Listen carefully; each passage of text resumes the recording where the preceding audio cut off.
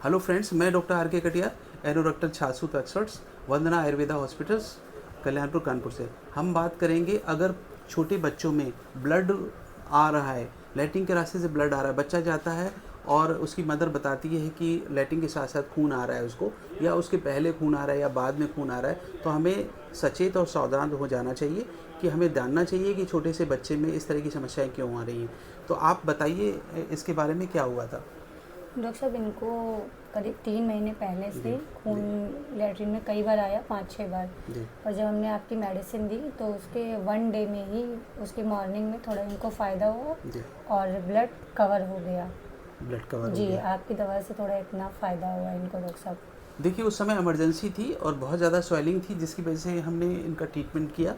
और इनको आज मैंने जांच करी और जांच से आप देख रहे हैं कि इनको इंटरनल ब्लीडिंग पाइल मास हैं और स्टेज 2 ग्रेड 2 के पाइल मास हैं। तो मैं बताना चाहता हूँ कि इस तरह की समस्याएं अगर छोटे बच्चों में होती तो इनमें किसी भी तरह की कोई सर्जरी इंडिकेटेड नहीं है छोटे बच्चों में। तो हमें क्या करना है कि सबसे पहले इनका खान पान बदलना होगा।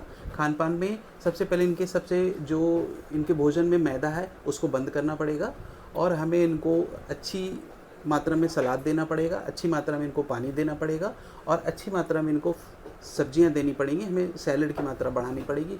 इनको इस समय पे हमें भोजन में पर्याप्त मात्रा में नारियल पानी, जूसेस, फ्रूट जूसेस, सैलड, ये सब देना पड़ेगा। इसके अलावा मट्ठा दे सकते हैं। कोल्ड ड्रिंक्स बिल्कुल बंद करना पड़ेगा बच्चों में। जो आजकल जितने फास्ट फूड्स आ रहे हैं वो सब बंद करने पड़ेंगे छोटे बच्चों में।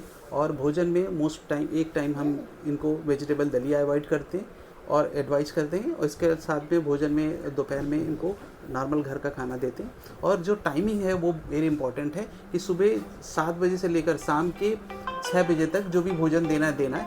रात में इनको लिक्विड डाइट हम दे सकते हैं। इसके अलावा इनको किसी प्रकार का जो फास्ट फूड जो बच्चे लेते हैं वो बिल्कुल बंद करना रहेगा। तो अगर हम ये सब करते हैं तो धीरे धीरे करके जो स्वेलिंग है अंदर की वो कम हो जाती है। कुछ आयुर्वेदिक दवाइयाँ, कुछ प्रिपरेशंस वो रहते हैं, कुछ ऑइंटमेंट रहते हैं, वो हम लोग देते हैं। धीरे धीरे करके इस तरह की समस्याएं ठीक हो जाती हैं।